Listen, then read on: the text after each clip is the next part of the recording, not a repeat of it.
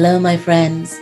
I'm Shay Marville. Welcome to the second season of Let's Talk, a podcast dedicated to healing and growing through conversations, stories, and deep listening. We are an alchemy of one another. Talking helps us to relieve our burdens, to suffer less, because we are each other's medicine if we choose. So let's talk. Yo, welcome to Let's Talk. Director, writer, theater director. Yes, actor. correct. Yes. Theater director, actor, writer, playwright, Renaissance man. Oh, how kind. Welcome to Let's Talk. I've missed you so much through this pandemic, and I didn't really see you very much right before, but welcome. I can't wait to chat with you and hear about what you're doing, and more importantly, what you are thinking about right now. But before we get to that, any thoughts about the Oscars on Sunday night? I wish that it never happened, because forever, and I said this to several people, forever, that's going to be part of his quilt. The fact that, yes, he won the Best Actor Oscar, but because of the sensationalism of the slap of the face, people will always go, yes, he did, but this is what happened. I wish it didn't, but I think it's, it's going to be part of his quilt now. I think it's going to be part of his quilt, and I think it's unfortunate, but it is going to be part of his acceptance speech. Do you think that they should have given him a standing ovation? Did some people stand up? I don't know if they did or not, because I think the whole thing was such a shock.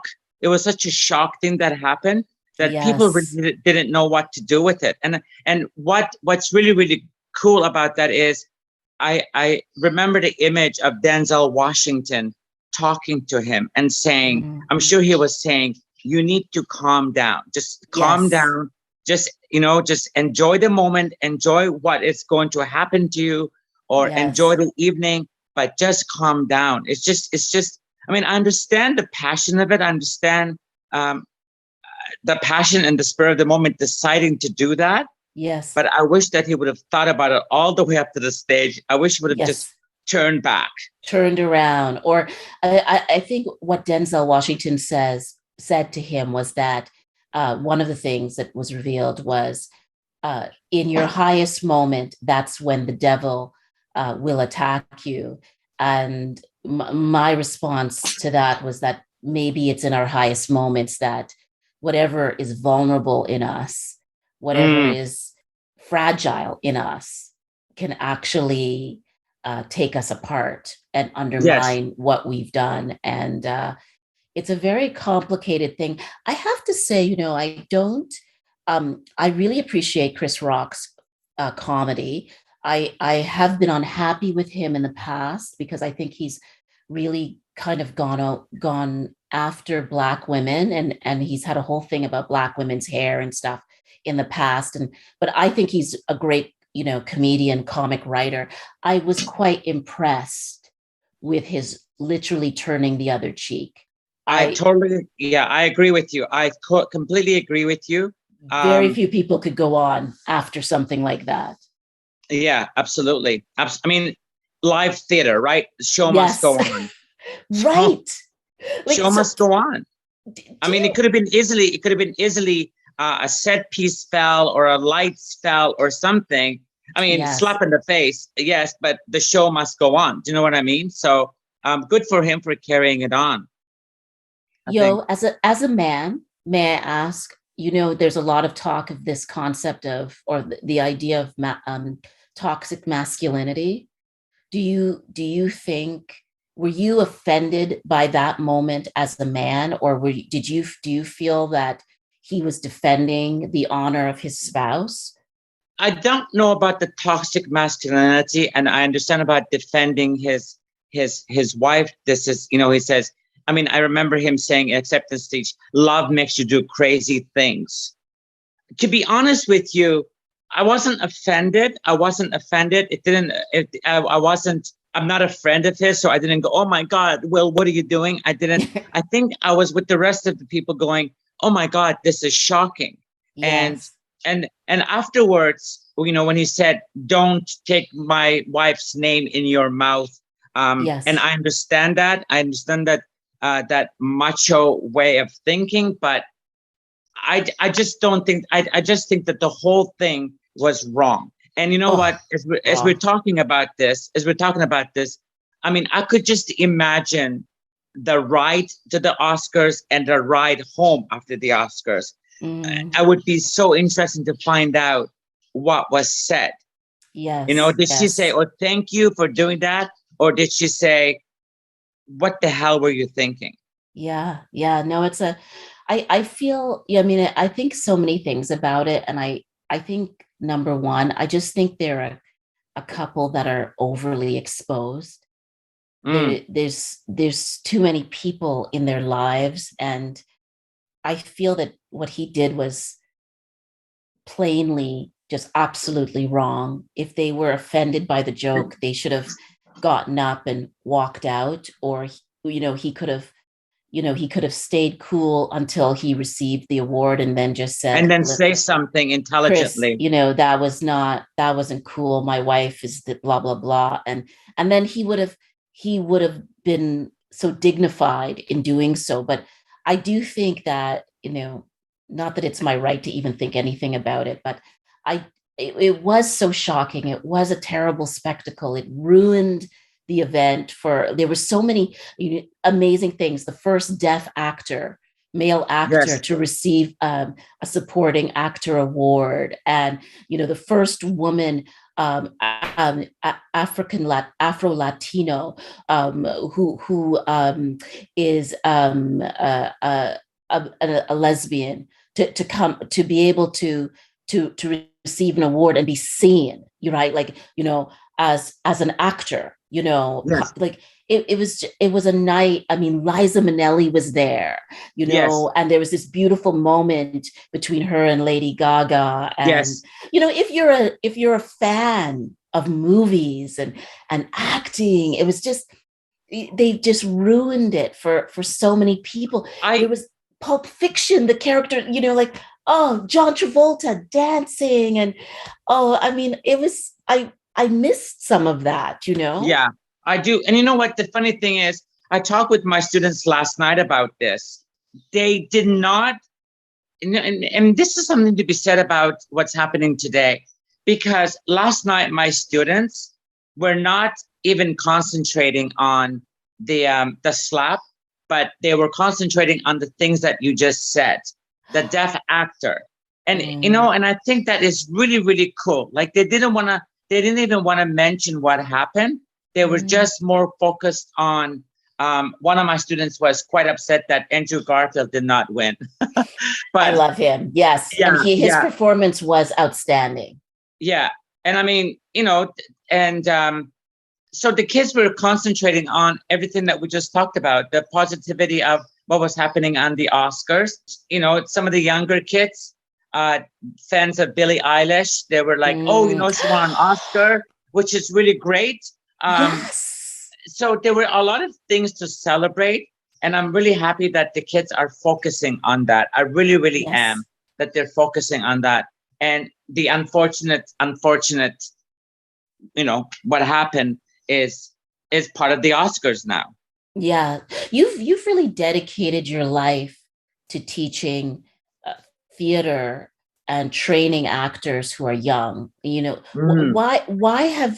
Why did you make that switch? I think it was probably 20 years ago you started West End I Theater. my first job, summer job, was with Parks and Rec program, Mississauga Parks and Rec program.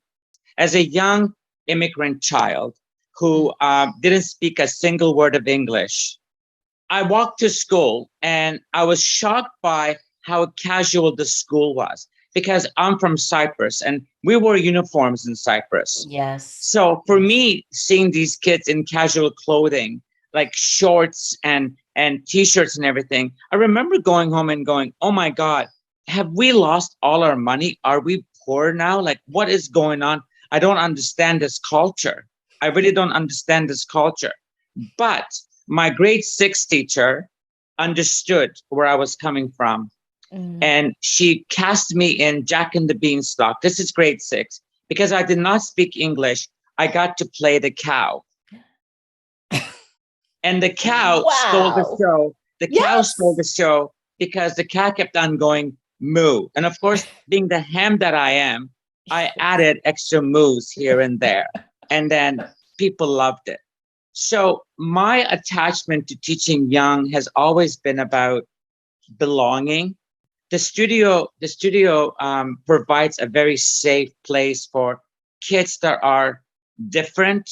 And I hate using rabbit ears, but it's a safe place for kids that are shy, that are wanting to be actors, that are wanting to pursue the career in acting, or just for self-esteem. And I love that part of my job. I love when kids learn. I love when adults learn. I mean, we have some amazing adults in the classes. And I just love when the penny drops and that people realize that it's not just about memorizing lines. It's about, we mentioned vulnerability earlier on.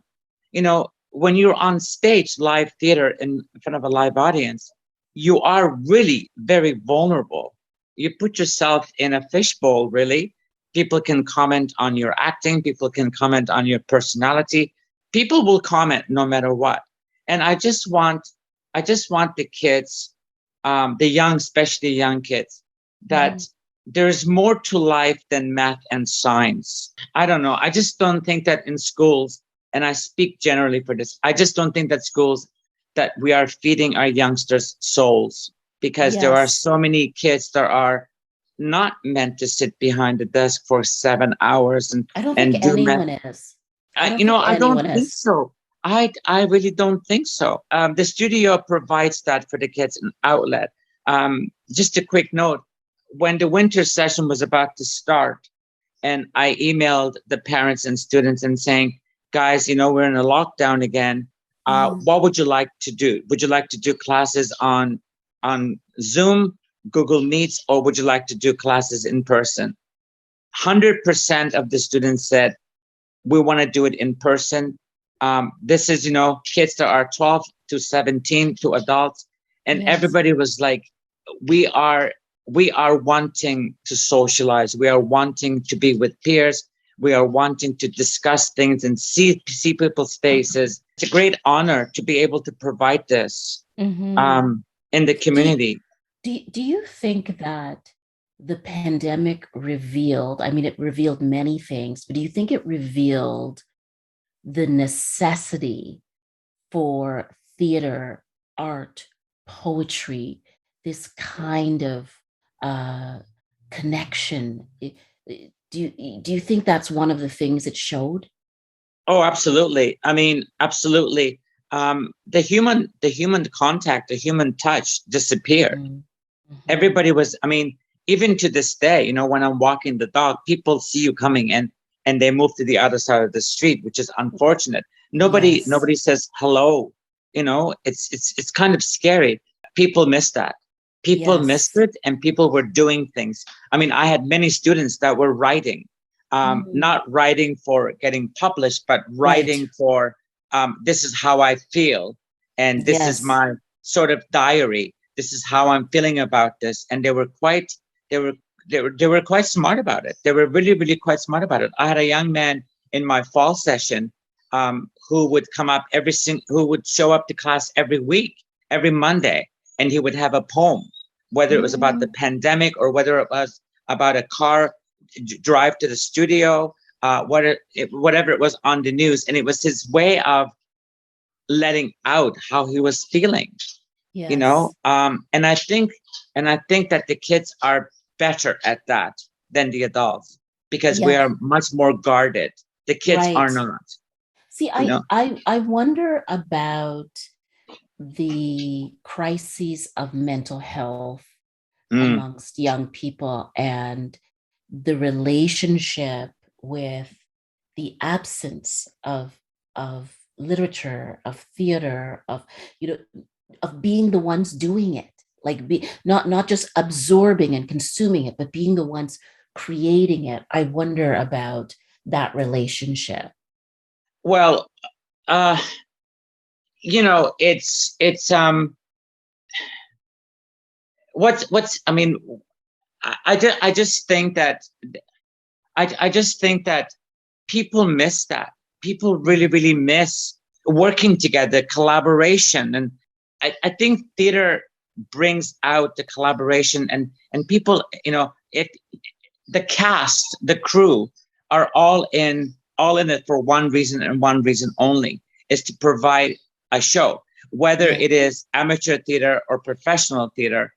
I mean, and I don't believe in that. I don't believe in amateur and professional theater. I There's was just gonna good say, theater. I've never even heard you really make the distinction. I never have, and I never will, because there's just good theater and bad theater. Mm. And I say this all the time. You could pay $400 and go to a very, very big show, and you sit there and you go, well, you know what, that was okay. Mm-hmm. And then you could pay $5 and to see a show in Timbuktu, and you go, oh my goodness, that was really raw theater. That's what I like. That's what I like about it. I think people miss that. People really, really miss the collaboration. People really miss the that whole thing. And talking to my teenage students at the studio, I cannot believe how rampant the mental illnesses, anxiety, Yes. depression is rampant in these young people. They're all worried about getting into schools. They're all worried about their friends. They're all worried about all kinds of things, Mm. and the pressure at school.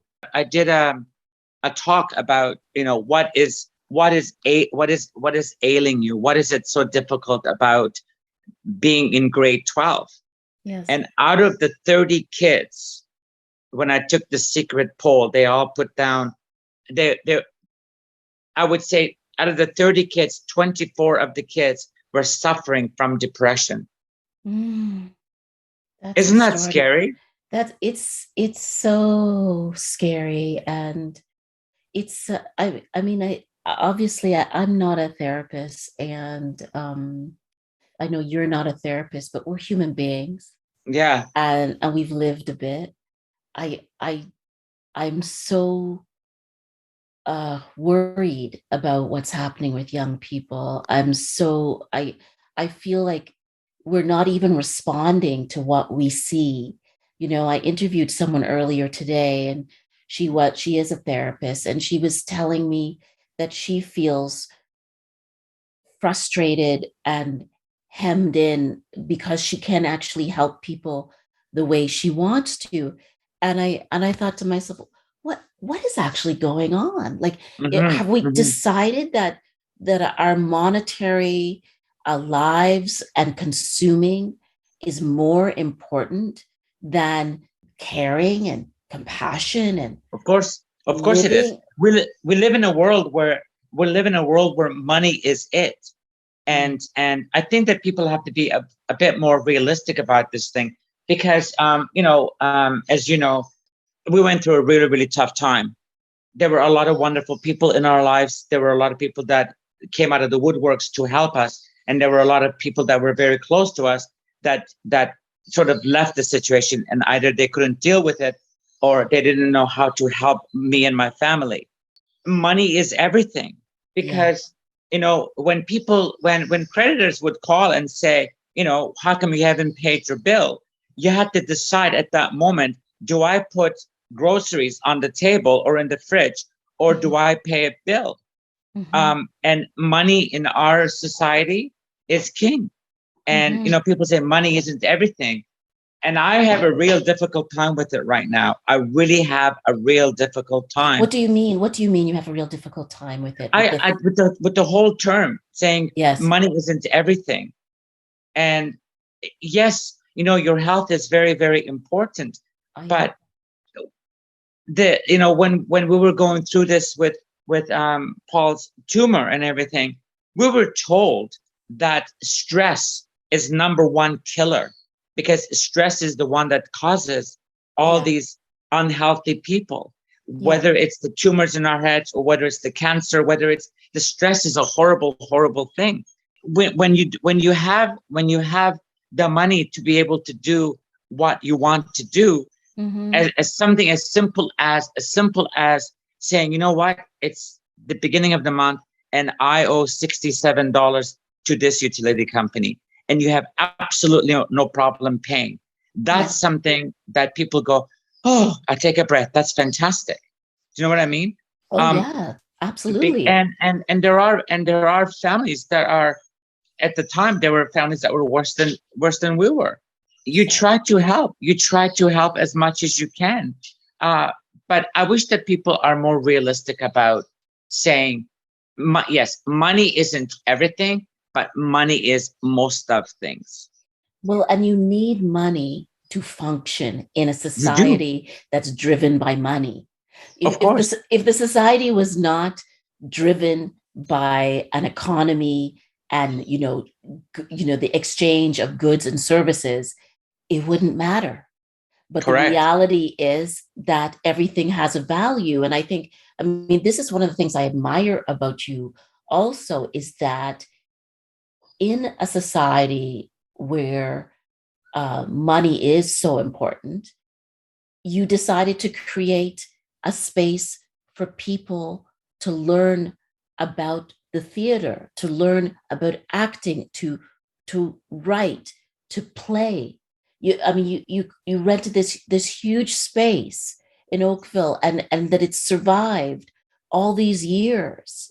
I mean, I think it's incredible. And then when I discovered it, I had no idea that you were doing these big plays at the Oakville Theater and the Mississauga Theater, and I so admire what you've done over the last 20 years.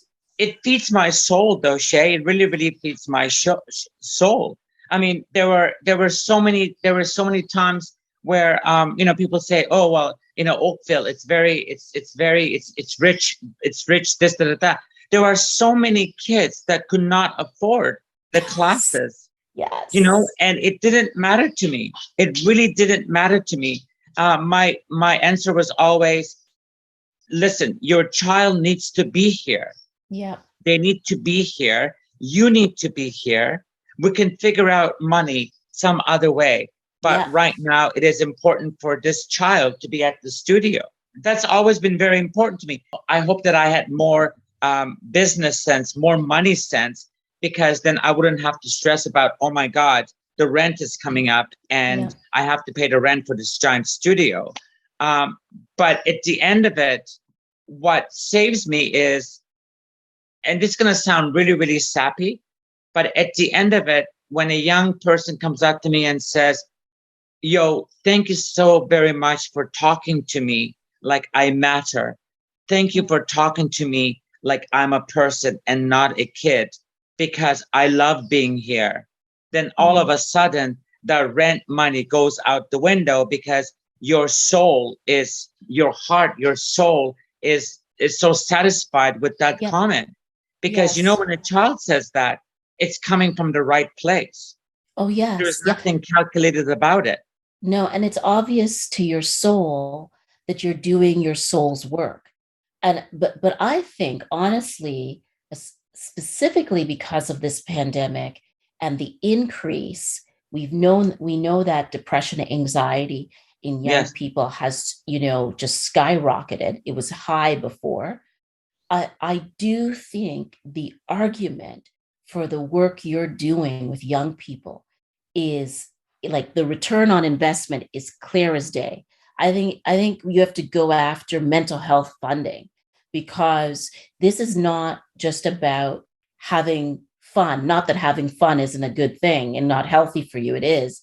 But I think you're doing a mental health service by creating spaces for all sorts of kids, different backgrounds, different abilities, to come together in a space to be treated like an actor, right? Yeah. And I know this firsthand, because my kids a few years ago went to your program and they were transformed by it. They still are talking about it. It was 5 years ago. You know what it is? After the first lockdown, we decided to have our musical theater adult classes. And after the 10 weeks, the feedback that we got was people were in tears saying how much they missed this and how much of it meant for their mental health. And it's one of these words that is pushed around so much right now. But when you see results, when you see people break down and say, oh my God, I didn't realize how much I needed this. These are adults. These are adults that are working. They are, 9 to 5 jobs, and that 2.5 hours or 3 hours at the studio is a lifesaver. Yeah. Well, isn't it because, I mean, obviously, as we've said, there's more to us and there's more to life than money, but there's more to us as beings. There's a need to express yourself. And there's a need to play. There's a need to play. Because, I say this all the time to my actors. I say the actors' 3 tools are body, voice, and imagination. And as we get older, the older we get, we start to lose that wonderful tool of imagination. Imagination is the best thing that's ever happened to humanity. I mean, it is. You sit there and you could take a look at the furniture in your house, to the cars people are driving, to the houses that they're living in, the architects, the designers, the actors, the everything is all about imagination. Yes. I mean, if it wasn't for imagination, would we have a pop iconic books like Harry Potter? Yeah. We wouldn't. No, we wouldn't. And look how that it doesn't matter what you think of Harry Potter, whether you like the books or the movies. That's not the point. The point is there were so many kids that were hooked on to reading. Yes. Precisely. And I remember working at the bookstore. And when I was working at the bookstore, there was a series of books called Goosebumps. Yes. And a lot of do you remember? Yeah, and a lot of the parents were turning their noses up to the Goosebumps. And I'm like, are you kidding me? Your child looks forward to this Goosebump number 45, 47, 46 for a month and a half, 2 months. Encourage it. Let that child read. Don't say, well, they're scary stories. They're not really, really well written. Who cares? Who cares? When did you become a literary expert that, you're questioning? Like, why would you question that? Let the kids be kids. Let them play. Let them read Goosebumps. It's a sense of belonging.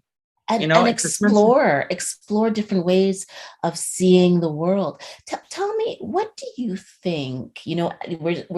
I'm hoping we're at the endemic, right? The end of the pandemic.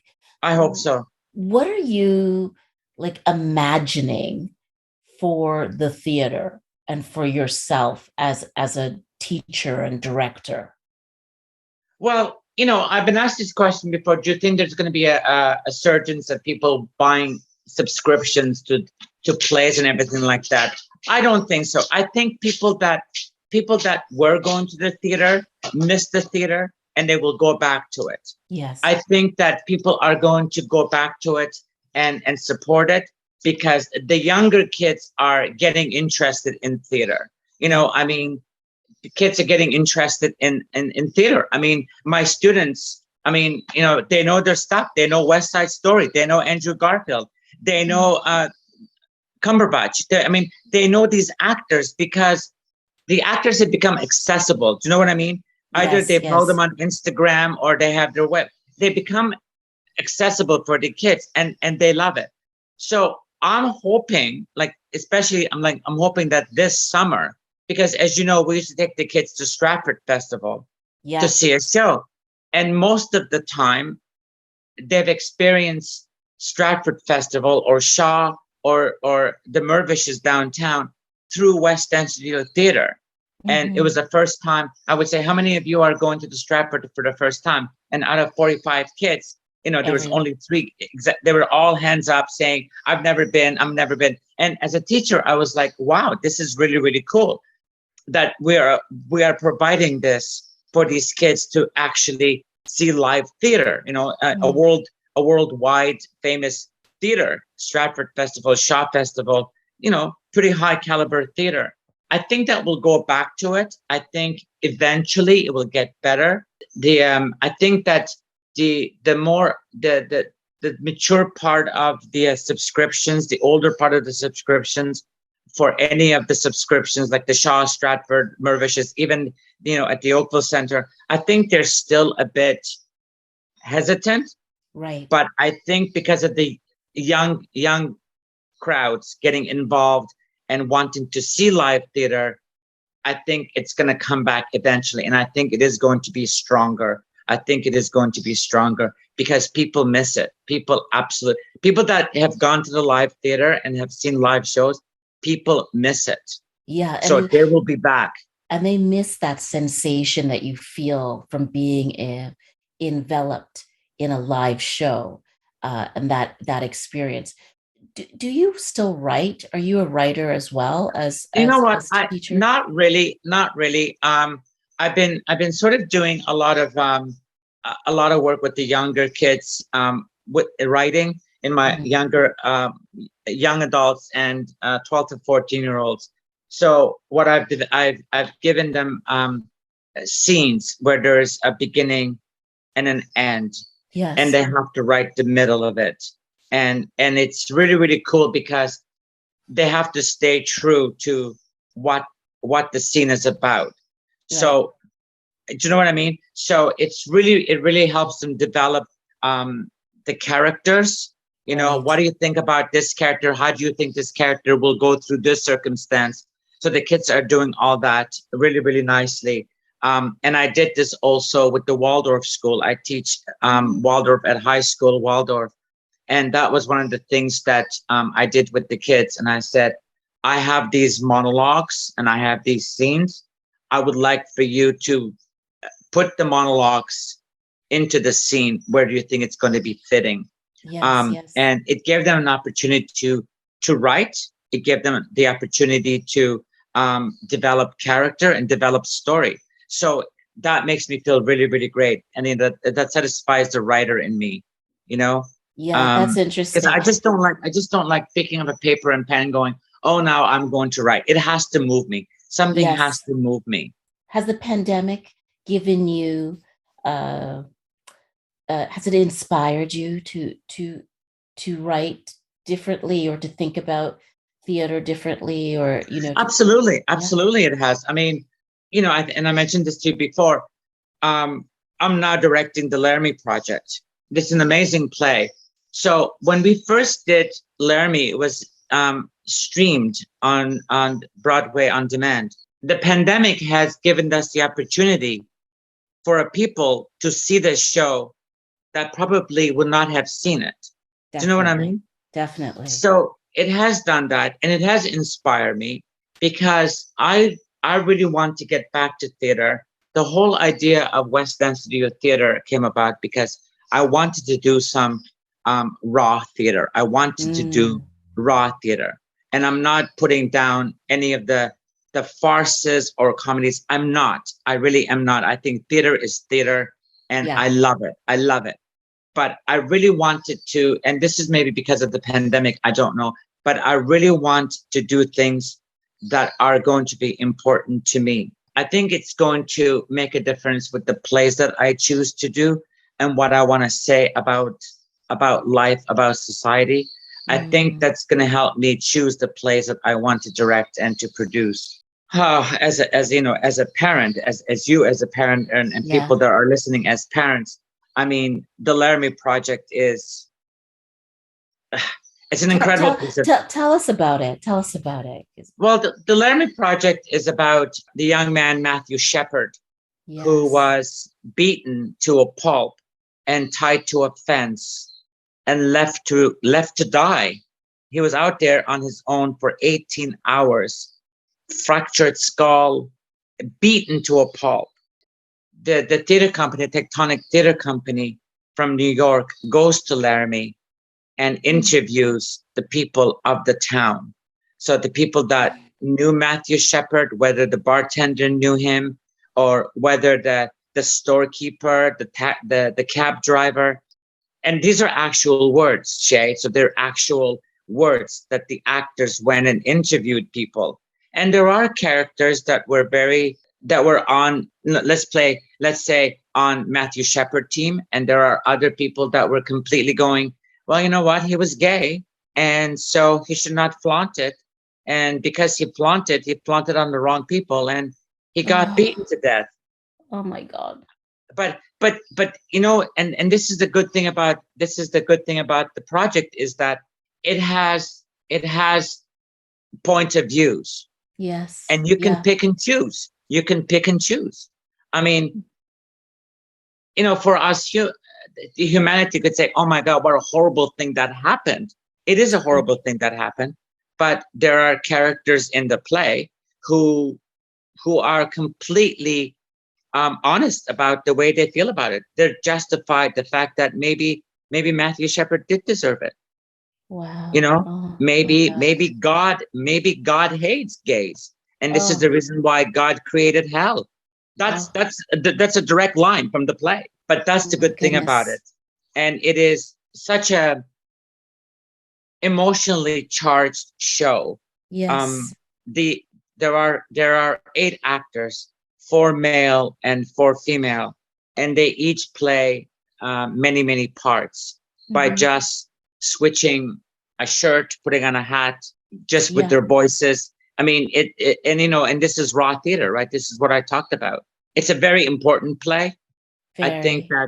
I think that everybody, I'm not pushing it, but it is important that people see this show. It may not be the West End Studio Theater show, but if you have a chance to see this show, you should see it, because it's when you look at the script, you just go, oh my God, I can't believe people hate so much. And was it 10 years ago when that he 1998. It was 1998. Yeah. Wow. Good Lord. Yeah. I thought it was more recent for some reason, because that maybe shows you how quickly I'm aging. It's interesting because in Florida now, there's that law about, like, don't say the word gay. And that was in 1998. Those things were being said. And some of those things are being said now. Like that to me humans, I know, but as humans, though, you sit there and you go, how far did we really come? How far did we really come? 1998. Wow. That's, it's so strange to me, because in some ways, I mean, I know we have made so many advancements, but at the same time, sometimes it feels like we're going backwards in terms of capacity to listen and compassion for people who have different points of view. Like, it seems like there's so much hostility to someone just having a different point of view. People listen to react and not to understand. Do you know what I mean? They listen to react, not to understand. Not to understand. So there are words that sneak into people's vocabulary or the daily dialogue about, well, I can put up with that, or I can see their point, but, and I just go, okay, no, I mean, I get it. I'm sure I've said that. I'm sure I've heard people say that. The word that I don't like is tolerate. I can tolerate that person. Well, what does that mean? Tolerate. What does that mean? Is that if I confront you and then I'm going to tolerate you? If I haven't seen Shay for a long time and I see Shay at Starbucks and I go, hey, how are you? Very selfish, very shallow. And then I walk away and I go, well, that was good enough. That was like 2 minutes with Shay. I could tolerate that. Yeah, I could tolerate that. You know what I mean? And I think that's what we need to do. And this is the other thing that I like about my job, is that when these kids are talking, I listen. You have to listen, because every single class with these kids, the first 5 or 10 minutes is about their days. And I had Yes. so many kids say to me, I wish that our parents listen like you do. Or they get me. Like Yes. I wish that my parents would get me like you do. Yeah. Yeah. Yeah. And I guess, and I think the thing is, we undervalue actually talking and being present for other people. So because it's undervalued and spend enough time doing it, and Mm-hmm. then what ends up happening is that you never have to say to someone, I don't value you. They just feel as though they're not seen, or they're not loved, or they're not, valued. So they might disappear. They feel smaller. I don't know how parents listen or what happens or whatever it is, but sometimes you just go, what is being discussed at home? What is being said at home? Mm. Do we have that lack of understanding our kids? Do we understand our kids? Yeah. Or do we see the kids the way we want to see them and not for who they are? Yes. Yes. And this is what's happening. This is what's happening. Going back to Laramie again, I have so many parents who, or students also, saying about if they have any type of alternative lifestyle, let's put it that Yes. way. Yes. If Yes. my child is gay, or if Yeah. my child is bisexual, or if my child identifies this, they're not hearing it. Mm. They're not hearing it.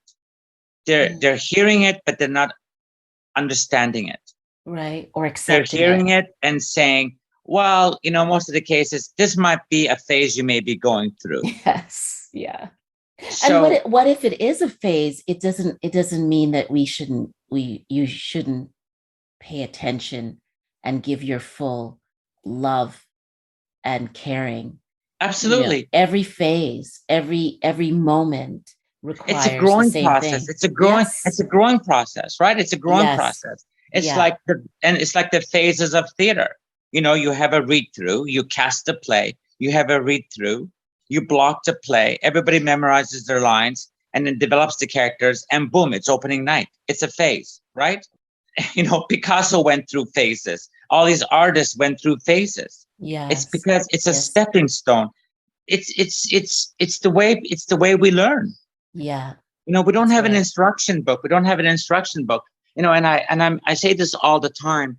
My parents were fantastic, and I remember when we moved here, the whole religion thing played a big part because we were raised Muslim, and we were in a Christian country. And I Yes. remember my father looking at the manual for the fridge, and I remember him saying to us, "See this book? This book tells us how to run this fridge the best possible way."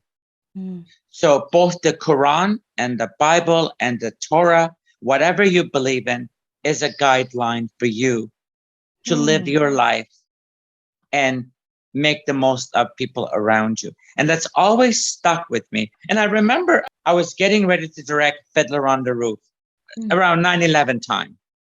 And I was at a party, and somebody said to me, "Are you still going to direct it?" And I said, "Why wouldn't I direct it?" And the gentleman said to me, "Well, your people are flying planes into buildings." My And I said, "I beg your pardon? My people? Like, what are you God. talking about?" And I was shocked because this was a person that was educated. This was a Yeah. person that teaches theater. This is a person that, to me, is a civilized person. But Right. I said, I just laughed at it. And afterwards, I realized what a stupid comment that was. Are you Mm. still going to direct it? Why? Because I'm Muslim and Fiddler on the Roof is Jewish? What does that got to do with anything? What has that got to do with anything? Unbelievable. That is You know? so interesting. Yeah. That was even, a thought. And that he Hmm. was lumping you together with the maniacs who flew into the building because of religion. Like it's so bizarre. Sometimes if you generalize people, you're racist. Yeah. Sometimes when you generalize people, well, you're right. You're absolutely right. And I go, what part of it don't you understand that it's the same thing? I mean, is it okay to say these people that drove airplanes into the buildings, that all the people of that country or that of faith are the same? No, you cannot say that. Cannot. No. You cannot say that. But why is it okay? Why is it okay when that is being said? People most of the time agree with you and they go, yeah. But when you say something about, for example, a different religion or different race of people, and one of these people, did something horrible, you cannot say, oh, all the pink people are murderers. Yeah, no, you cannot. But people do. But people do. But people do. I mean, that we're still trying to work our way through that. When you were a kid, was it hard being a new immigrant to Canada? Oh my God. It was awful. It was awful. It was so bad that I wanted to go back to Cypress. I remember coming home from school, as I mentioned before, and going, oh my goodness, people are wearing patches to school, because that was the fashion back then. Yes. People had patches on their elbows and on their knees, right? Yes. Yeah. And I remember coming home. We landed. Now you have to remember, living in Cyprus, open fields, orange orchards everywhere, open spaces, family. But you're family. minority in Cyprus, or was your family there for a long time? I'm a Turkish Cypriot. So I was born there. And we came to Canada and I was like, I don't speak the language. And this is how bad it was. This is the truth. I refused to speak English because I thought if I refuse to speak English, my family is going back to Cyprus. I hated it. Extraordinary. I missed all of that. I missed one of the most influential people in my life was my grandma, because it was pure love. Yes. I mean, you know this, Shay, you know this. I know. It's pure love. Yeah. And you leave that and you come to a country where everybody's a stranger. Yes. I mean, I had my parents, my brothers, and that was it. Yeah. And, as immigrants, we faced a lot of challenges. We didn't speak the language. My father lost the job because one of his Turkish friends decided that he should not work for the Caterpillar, which was a huge company. Yeah. And my father was an engineer, a big unit engineer. And he applied for a job, which he got. But we didn't have a permanent residency, that all our important mail was going to this person's address. And the person literally took the acceptance letter, ripped it, and threw it in the garbage. And his excuse was, you're not ready because you don't know the language that well. Oh my. When we bought the house, we had people anonymously calling and saying, I have a used fridge, I have a used stove, I have a used bed, would you like to buy it? These were Turkish people that were doing this because my parents became successful very short time. Like we moved, we got here in 71 and we bought a house in Clarkson in 72. Wow. So there was a lot of jealousy. There was a lot of animosity. We had difficult time in school. I had a difficult time in school. I didn't know where I belong. Again, a teacher, and this is the reason why I love teaching. And I'm still friends with this woman. Her name is Jenny Lariche, and she was my high school drama teacher. And we're still friends because she was involved with the Oakville drama series. Yes. But when a teacher loves what they're doing and touches a student's soul, it's the most important thing you could do as a teacher. Understanding where that kid's coming from. Yes. Because I remember her telling me, maybe you should join the drama class because English is not a major thing. Like you don't have to speak English that well to do theater. And I went, yeah, she's right. So I'm going to join the drama club. And I did. And just her being able to see that in you. That's it. That's exactly what I'm talking about. As a teacher, you must go through, you must see beyond the books and the homework. Yeah. You must understand. You must Yes. understand. You know, if little Johnny is coming to school and the homework is not done, please ask and why. Please Yes. ask and why. Understand. Yeah. You know, maybe little Johnny doesn't understand the assignment. Yes. Maybe Yes. little Or Johnny he's dealing with something bigger at home. Yeah, and maybe little Johnny doesn't have anyone around him to help him understand the assignment, right? Exactly. Teachers are, I don't know if enough teachers know how life-changing their work, their presence is. And it's not actually about the academics.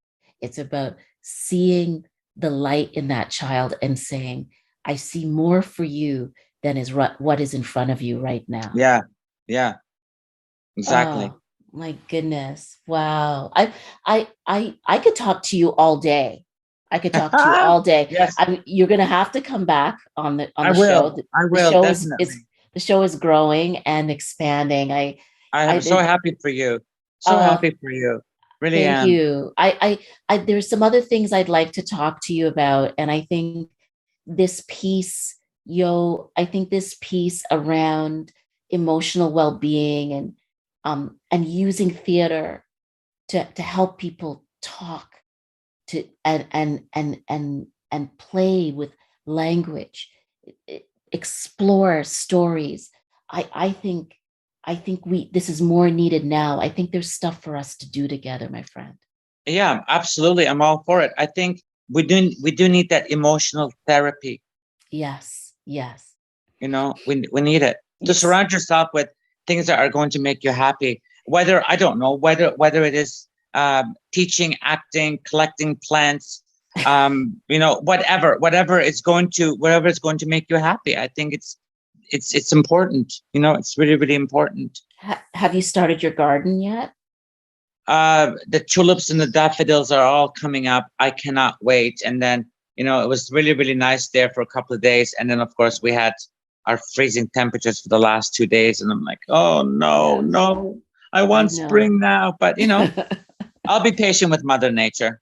Yes. I think she knows what she's doing. I think so, too. Listen, I'm sending you a big hug. Big hug. I love you. Big kiss. Mwah, big hug. Big kiss. I love you, too. Great chatting with you. Great chatting with you. I'm so grateful for your time, my friend. I'm Shay Marville, and you've been listening to Let's Talk, a podcast dedicated to healing and growing. You can follow us on Instagram, Twitter, and Facebook. And listen, I need your help to grow the reach of this show.